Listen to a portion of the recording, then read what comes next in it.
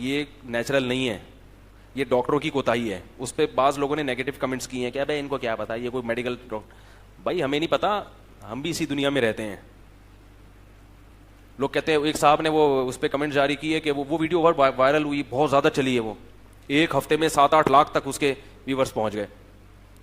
اب اس پہ کچھ ڈاکٹروں کے بھی نیگیٹو کمنٹس آئے کہ ایکچولی ہوتا یوں ہے کہ بچہ یوں ٹیڑھا ہو جاتا ہے تو پھر اس کو آپریشن کر کے نکالنا پڑتا ہے, اگر نہیں نکالا تو مر جائے گا. ان مولویوں کو کیا پتا ہے بھائی.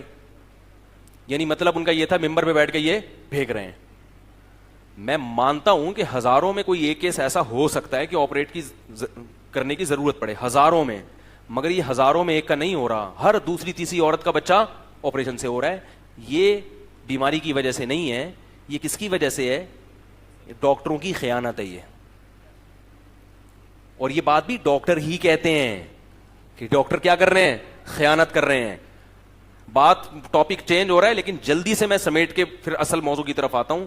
آپ نے یہ جو یہاں بیٹھے نا, تو پھر یہ اس کا ٹیکس یہ ہے کہ یہ گچی پکڑ کے رکھنی ہے آپ نے کہ بیان یہ ٹاپک کہاں سے چینج ہوا, تاکہ وہیں سے میں آگے شروع کروں.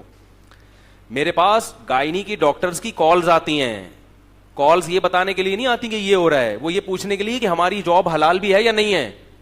میں کہتا ہوں بھائی کیوں حلال نہیں ہے, کیوں, آپ کو کیا کہہ رہے. مسئلہ یہ ہے کہ جو ہاسپٹل ہے اس نے ہمیں ہدف دیا ہوتا ہے کہ اتنے پیسے آپ نے سال میں کما کے دینے ہیں, لہذا ہمیں پتا ہوتا ہے کہ ماں کو آپریشن کی ضرورت نہیں ہے, مگر ہم لکھ کے دے رہے ہوتے ہیں. یہ ڈاکٹروں کی گواہی. میں ڈاکٹروں کا نام نہیں لوں گا بھائی, نام تھوڑی لے سکتے ہیں ممبر پہ بیٹھ کے فلانی ڈاکٹر کا فون آیا, فلانی گائنی کی ڈاکٹر کا, یہ دیکھو اس سے جا کے تصدیق کرا لو. تو کہے گی بھائی آپ ہمارا راز کیوں فاش کر رہے ہو. خود ڈاکٹرز کی کالز آتی ہیں کہ ہسپتال والے کیا کرتے ہیں, مجبور کرتے ہیں.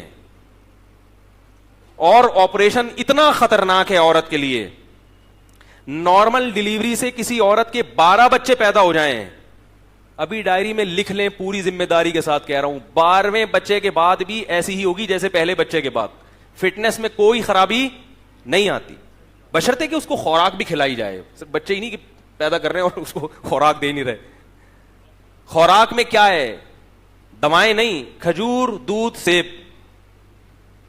بات آ رہی ہے سمجھ میں. کھجور کا اللہ نے خود قرآن میں ذکر کیا حاملہ عورت کے لیے. تو پریگنینسی میں خاتون کو کیا کھلانی ہے زیادہ, کھجوریں کھلاؤ, دودھ پلاؤ اور سیب کھلاؤ صبح نہار منہ.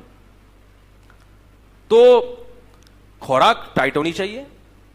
سمجھ میں آ رہی ہے بات. باقی نیچرل ہے.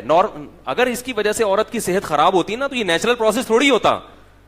عورت کے لیے ضروری ہے اس پروسیس سے گزرنا, ورنہ بوڑھی ہو جائے گی, ورنہ خراب ہو جائے گی وہ. تو 12 بچے بھی اگر پیدا ہو جائے, خوراک کا اگر پراپر خیال کیا جائے, آرام کا خیال کیا جائے, جاب بھی کر رہی ہیں اور صبح سے لے کے رات تک ماری پھر بھی رہی ہیں گھروں میں بالکل, تو وہ ایک الگ چیز ہے. پھر اس کے وہ تو ایک ظاہر ہے آپ ظلم کر رہے ہو نا. اس کے آرام کا خیال کیا جائے, اس کی خوراک کا خیال کیا جائے, تو 12ویں بچے کے بعد بھی وہ ایسی ہوگی جیسے پہلے بچے. فٹنس میں کوئی کمی نہیں, بلکہ اور زیادہ اچھی ہو جائے گی. جن عورتوں کے اولادیں نہیں ہوتی اور جن کے ہوتی ہیں, ان دونوں کی فٹنس میں زمین آسمان کا فرق. جن کے اولاد نہیں ہوتی بوڑھی ہو جاتی ہیں جلدی, اور آپریشن سے پیدا ہو جائے ایک. اب اس پہ میں کیا گوگل کی رپورٹ پیش کروں, میں کہوں اپنے خاندان کی عورتوں کو جا کے دیکھ لو جن کے آپریشن سے ہوا ہے. معذرت کے ساتھ, بھینس میں اور عورت میں کوئی فرق نہیں رہتا.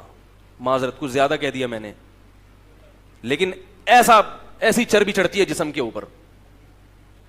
ڈاکٹر پیسے بنایا جا رہا ہے, لکھ لے بنایا جا رہا ہے. اس کو یہ بھی احساس نہیں ہے کہ میں کیا کروں. اور وہ جو اینٹی بایوٹک کھائے گی زخم کو پورا کرنے کے لیے, فوراً اس اینٹی بایوٹک کے اثرات عورت کی فیڈ میں جائیں گے, اور بچے کی